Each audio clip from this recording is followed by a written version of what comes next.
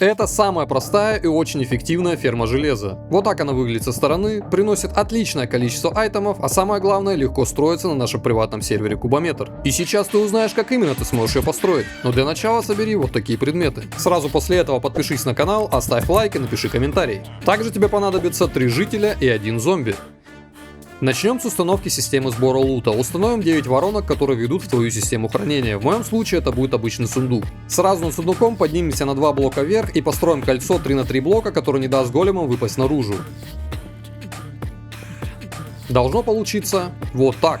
Теперь встаем с противоположной стороны от сундука и вот в этих местах устанавливаем по 3 блока вверх. Эти 2 столба будут направлять големов прямиком в систему сбора лута. Но устанавливать каждый блок не обязательно, будем делать с отступом в 2 блока. Этого будет вполне достаточно, чтобы големы не выпали наружу. Дальше сделаем так, чтобы высота этих столбов равнялась 18 блокам, а сверху поставим еще по одному. Отлично, теперь вот в этом месте со стороны сундуков начинаем строить платформу для жителей. Кстати, строить все это ты можешь из любых блоков, но если ты будешь делать это не из стекла, позаботься о том, чтобы враждебные мобы не заспавнились. Дальше вот в этом месте установи временный блок и 3 люка. Эти люки будут фиксировать жителей внутри фермы. Сразу после этого аккуратно встань на один из этих люков, зажми Shift и установи 3 кровати. Обязательно с зажатым шифтом. Если нет, то кровати в Незере взорвутся, а ты придешь писать комментарий о том, что из-за меня умер в хардкоре. Теперь вот в этом месте поднимаемся на 1 блок вверх и начинаем строительство платформы, на которой будут спавниться големы. Повторяй в точности за мной. А еще обязательно повтори за нашими игроками и подключись к приватному серверу Кубометр. На нем отлично работает ферма из видео, как и все с нашего канала, а значит все ванильные механики. И все это в мире без вайпов. Подробности в описании. Вернемся к платформе. Должно получиться вот так. Сразу после этого подойди к краю платформы со стороны воронок. Сверху установи по твердому блоку, а сверху по стеклянному. Теперь с противоположной стороны столба вот в этом месте нужно установить твердый блок. А здесь буква Г 4 стеклянных. Сверху в углу нужно установить люк и открыть его. Рядом поставить твердый блок, а на него полублок. Отлично. Теперь сверху на этот люк устанавливаем временный блок и ставим 2 люка вот так. Но чтобы големы не смогли пробраться к зомби и убить его, вот в этом месте нужно подняться на 2 блока вверх. А вот тут установить еще 1 люк. Вот так. Отлично. Теперь, когда на платформе заспавнится голем, он захочет убить зомби, упрется в этот люк и упадет вниз в систему сбора лута.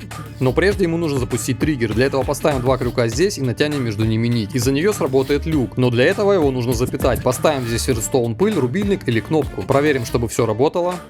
Отлично. И рубильник. Супер. Ну а ты можешь выбрать что-то одно, либо кнопку, либо рубильник. Кнопку, если ты хочешь запустить ферму, чтобы она работала постоянно, рубильник, если ты хочешь периодически ее отключать. Теперь обязательно при помощи рубильника или вручную закрой люк, нам не нужно, чтобы големы заспавнились прямо сейчас. И приступай к транспортировке жителей. Сделать это очень просто. Можно построить лестницу и поднять их на вагонетке. Ну, допустим, вот так. Абсолютно то же самое нужно будет сделать и с зомби. Построить ему лестницу и поднять наверх. Но будь осторожнее, главное, чтобы он не напугал жителей раньше времени. Отлично, зомби на месте. Благодаря закрытому люку жители его не видят, но если мы его откроем, они его увидят, испугаются, заспавнят зомби, тот решит убить зомби и упадет вниз в нашу систему сбора лута. Кстати, вот сюда нужно поставить костер душ. Отлично. Ну теперь самое главное, нужно проверить ферму. Для этого переключи рубильник и открой люк. Но, как ты можешь сразу заметить, в этот момент может ничего не произойти. Вроде бы зомби есть, жители его видят, люк открыт, но голема нет. И это нормально. Такое может произойти на старте фермы. Для этого достаточно ее просто перезапустить. Жители поспят и голем появится. Отлично. Как я и говорил, голем попытается разобраться с зомби, упадет вниз, там он сразу попадет на костер душ, сгорит в нем, а весь лут попадет в твою систему хранения. Отлично.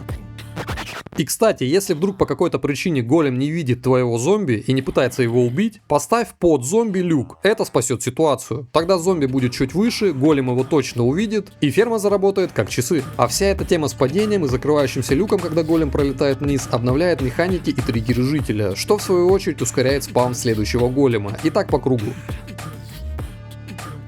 Ну а теперь небольшой таймлапс.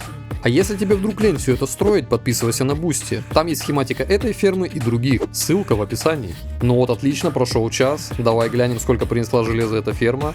Там внизу догорает последний голем. Спускаемся вниз. А здесь отличное количество айтемов. И всего-то за какой-то час работы. И конечно же, если тебе нужно что-то помощнее, тогда тебе сюда.